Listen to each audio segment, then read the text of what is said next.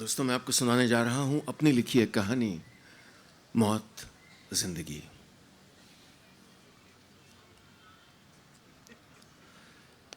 छोटा सा घर था वो,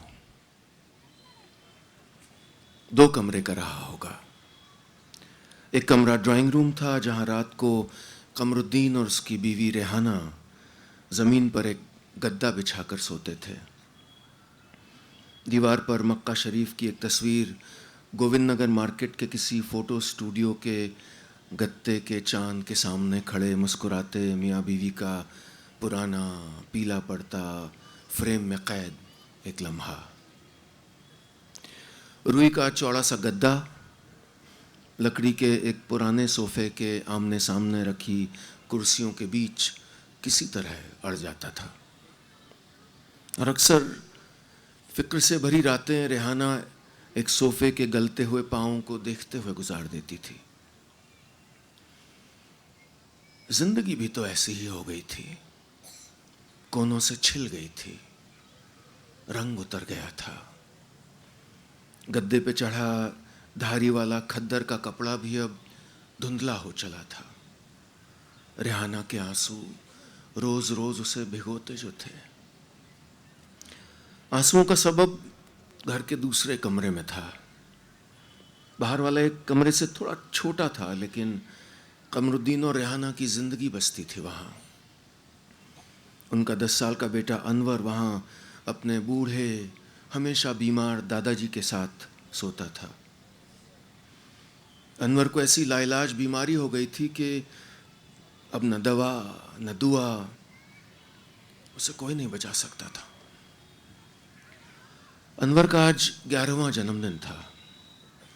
डॉक्टर ने तो कहा था कि बच्चा 10वां जन्मदिन भी देख ले तो करिश्मा होगा, लेकिन अल्लाह की मर्जी के आगे बीमारी की खुदगर्जी अक्सर कहाँ भारी पड़ती है। एक और साल देख लिया था अनवर ने, एक और सर्दी जिसमें वो अपनी माँ से लिपट के रज़ाई में दुबक के देर तक लेटा था, एक और फूलों से भरा बसंत, एक और गर्मी जिसमें बिन बत्ती की रातों को माँ ने हाथ का पंखा झलते हुए उसे सुलाया था, एक और बारिश देखी थी जिसमें भीगना मना था, लेकिन खिड़की से बैठकर सौंधी मिट्टी को सूंघना मना नहीं था। आज रात उसके जन्मदिन पर मोहल्ले के बहुत से बच्चे अनवर से मिलने उसके घर आए थे। लोअर मिडिल क्लास के रेलवे में जूनियर क्लर्क की नौकरी करने वाले कमरुद्दीन ने एक अच्छी खासी बर्थडे पार्टी रख ली थी।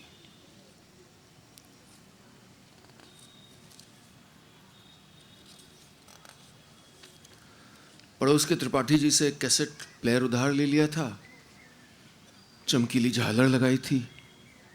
अनवर ने जाने कितने दिनों बाद आज बाहर लेटकर मुस्कुराना शुरू किया था। न जाने बच्चा सच देख रहा था या ख्वाब, लेकिन कोई अनजान औरत भी साथ में बैठी थी।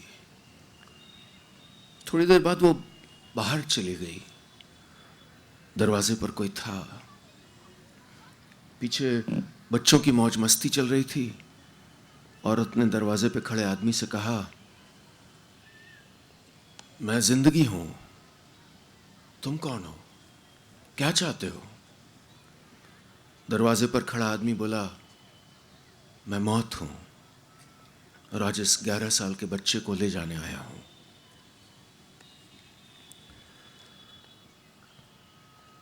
कमरुद्दीन रेलवे क्लर्क के घर के सामने जिंदगी और मौत आमने सामने खड़े थे।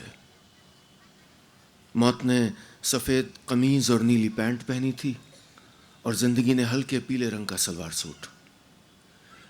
छोटे से घर के अंदर 11 साल के अनवर की बर्थडे पार्टी चल रही थी।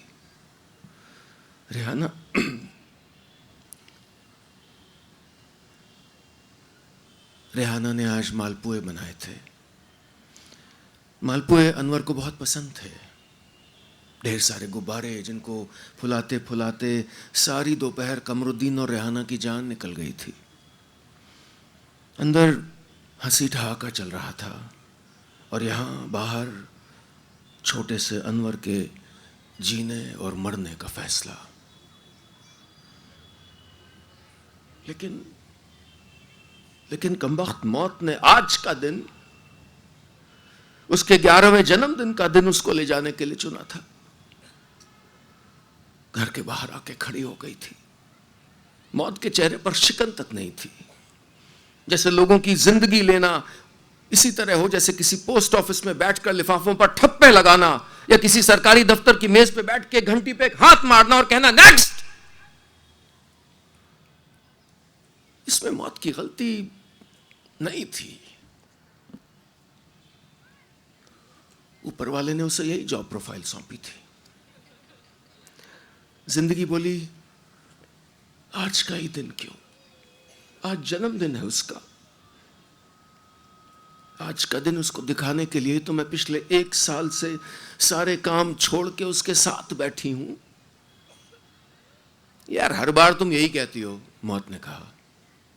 जिस मोड़ पे मुझसे मिलती हो, भाई तुम्हें ऊपर वाले ने काम दिया है कि तुम लोगों को अच्छी जिंदगी दो। मुझे काम दिया लोगों को मार दूं। तुम अपना काम करो, मैं अपना काम करूंगा ना। अनवर को थोड़ा वक्त और दे दो। जिंदगी बोली बच्चा है, थोड़ा सा बचपन और जी लेने दो। ये क्या बकवास है यार। मौत को गुस्सा आ गया। जब मैं उस 50 साल की औरत को ले जा रहा था जिसको कैंसर हुआ था, तब तुमने कहा था कि इसे अपने पोते का मुंह देख लेने दो। और उस जवान लड़के को जब मैं कार एक्सीडेंट के पास से ले जा रहा था, तुमने यही कहा था कि अभी अभी तो इसकी शादी हुई है, थोड़ा वक्त और जी लेने दो। लेकिन दुनिया तुम्हारी बेवकूफी के बल पे नहीं चलती है भाई। किसी को आना है तो किसी को जाना होगा। यही रीत है, यही दस्तूर है। सांसों की फैक्ट्री नहीं लगी है मेरे पास, गिन के बनती हैं सांसें। मौत ने एक कदम आगे रखा। अंदर अनवर की सांसें तेज चलने लगी। जिंदगी ने कहा रुक जाओ, ठीक है, एक सौदा कर लेते हैं। मौत बोली ठीक है, यही सही। तुम मुझको 3 मौतें दोगी और उसके बदले में मैं तुमको इस बच्चे की जिंदगी। कौन सोच सकता था कि रेलवे क्लर्क कमरुद्दीन की दहलीज पे कमीज पैंट पहने खड़ी मौत और सलवार सूट में जिंदगी ने पहली बार ऐसा दिल दहलाने वाला सौदा कर लिया होगा। अगर जिंदगी 3 जिंदगियां मौत को दे दे तो मौत कमरुद्दीन के बेटे अनवर की जान बख्श देगी। आप सोच रहे होंगे कि अनवर को बचाने के लिए इतनी बेचैन क्यों है जिंदगी। हजारों बच्चे मर जाते हैं हिंदुस्तान में रोज। माँ बाप पैदा कर देते हैं पर उनको पालने की तमीज नहीं सीख पाते, या कोई भयानक बीमारी उनकी गर्दन पकड़ लेती है, या दवा बनाने वालों ने दवाएं इतनी महंगी कर दी होती हैं कि गला पकड़ के जान निचोड़ते मौत के फंदे को काटने के लिए जैसे हीरों से जड़ी किसी तलवार की जरूरत पड़ती हो। एक और बच्चा मर जाता तो क्या। इतना जहर तो घोल दिया है बेईमान उद्योगपतियों ने, गुंडों ने, हर तरफ फैले खराब लोगों ने। डॉक्टरी को बस एक पेशा बना चुके न जाने कितने डॉक्टरों ने। एक और मरा हुआ बच्चा सही, चला जाएगा अनवर। 11 साल की उम्र में लाइलाज बीमारी, कोई बड़ा अजूबा तो नहीं था ये। इससे बड़ी बड़ी बीमारियों से हिंदुस्तान के फुटपाथों पर बैठे लोग रोज जूझते थे, भूख से, गरीबी से, एक मौत और सही। लेकिन नहीं, जिंदगी ने आज फैसला कर लिया था कि ये बच्चा अनवर, ये जिंदगी का जरा सा टुकड़ा अनवर, ये एक इम्तिहान था उसके लिए। इसे मरने नहीं देना था, क्योंकि जिंदगी अपनी फाइलों, अपने हिसाब किताब, अपने बजट, अपने टारगेट, अपनी डेडलाइंस के चक्कर में, बीमारी में, गम में, बम के धमाकों की गूंज में, गरीबी से लिपटी इस दुनिया को अक्सर ये याद दिलाना भूल जाती थी कि वो है, कि जिंदगी है और आसपास है, कि सब कुछ खत्म नहीं हुआ है, सब कुछ इतना बुरा नहीं है। 11 साल के अनवर को डॉक्टरों ने जवाब दे दिया था, लेकिन जिंदगी ने जवाब नहीं दिया था। जिंदगी और मौत एक ऑटो रिक्शा में बैठे और रेलवे क्लर्क कमरुद्दीन के घर से याद शहर की सड़कों पर निकल पड़े।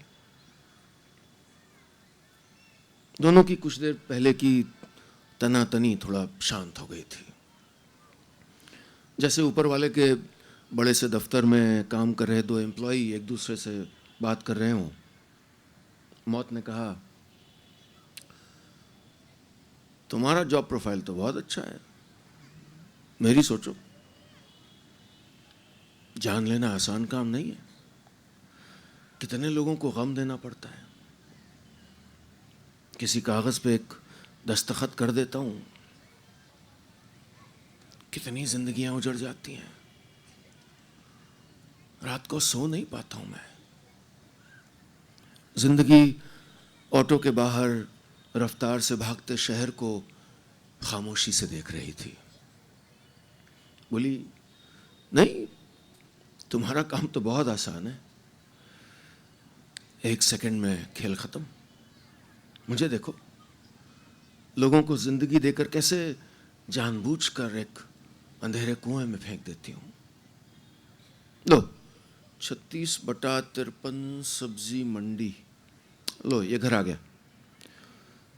अनवर की जान के बदले पहली जिंदगी में तुम्हें इस घर से दूंगी।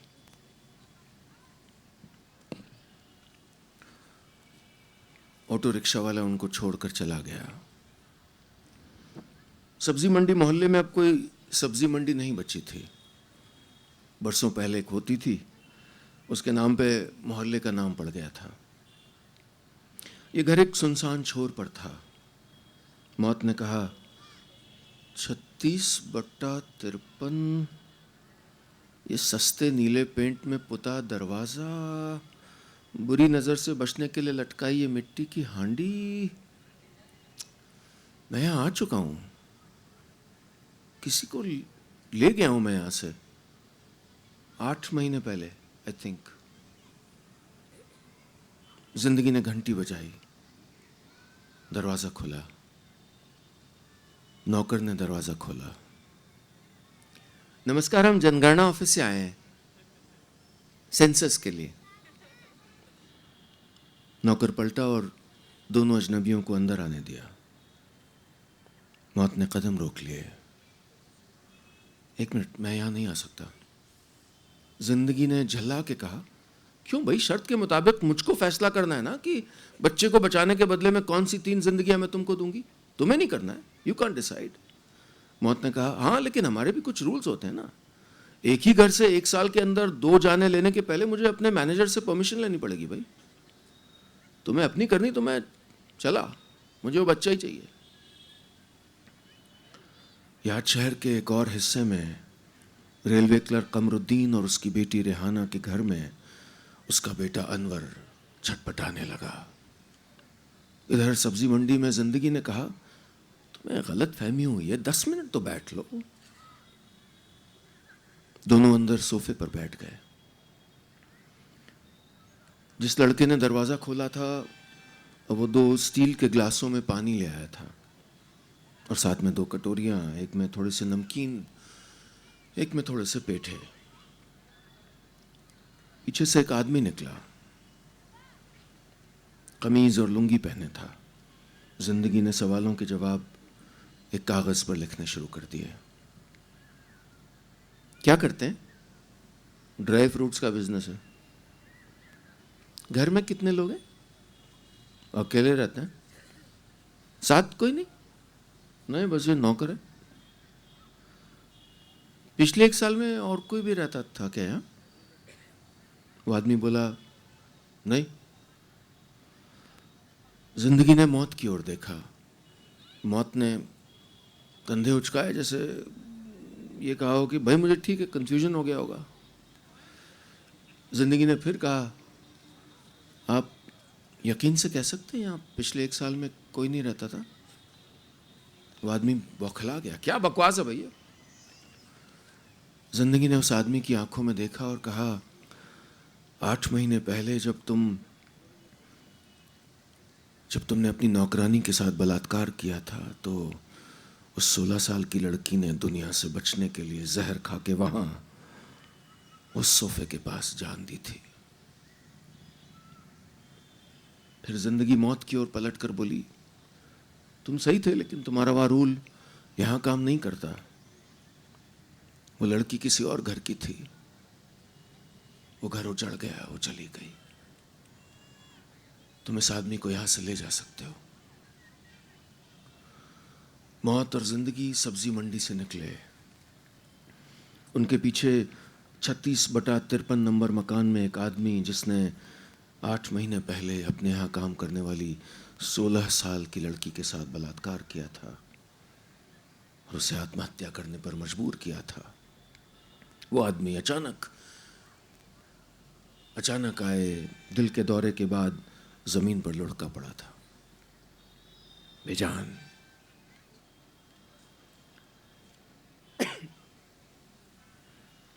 अगर 11 साल के बच्चे अनवर की जिंदगी को बचाने के लिए जिंदगी ने मौत से ये सौदा नहीं किया होता तो शायद वो आदमी अभी 30, 40, 50 साल और जीता और उसकी जिंदगी की एक घिनौनी दोपहर एक गरीब लड़की के तार तार दुशाले के नीचे छुपी रह जाती। लेकिन सौदा ही कुछ ऐसा था। मौत ने बच्चे के घर के सामने खड़े होकर 3 जानें मांगी थी। उधर रेलवे क्लर्क कमरुद्दीन के घर में अनवर की जन्मदिन की पार्टी अब खत्म होने चली थी। बाकी बच्चे अपने घर जा रहे थे।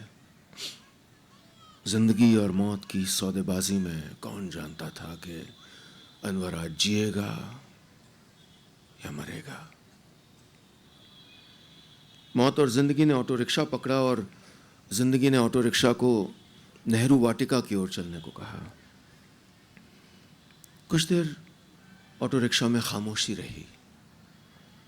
शायद आज मौत भी जिंदगी बनना चाहता था। जिस आदमी की वो अभी अभी जान लेकर आया था, उसमें और मौत में बस इतना फर्क था कि मौत को तकलीफ देने में तकलीफ होती थी। ऑटो रिक्शा एक मकान के सामने रुका। जिंदगी ने आगे बढ़कर दरवाजा खटखटाया। 40 साल के एक आदमी ने दरवाजा खोला। जी, हम जनगणना ऑफिस से आए हैं, सेंसस के सिलसिले में, जिंदगी ने कहा। इतनी रात? वो आदमी बोला। मौत ने बीच में कहा, वो घर ज्यादा पकड़ा दिए सर और लोग कम है, 5 मिनट लगेंगे अपना काम खत्म करने में। सब अंदर बैठे। जिंदगी ने सवाल शुरू किया। मैं जी कैमरामैन हूं, फ्रीलांस काम करता था। पहले शादियां कवर करता था, अब खबर शूट करके टीवी चैनलों को बेचता हूं। वो पानी लेने अंदर गया तो मौत ने जिंदगी से पूछा, आर यू श्योर?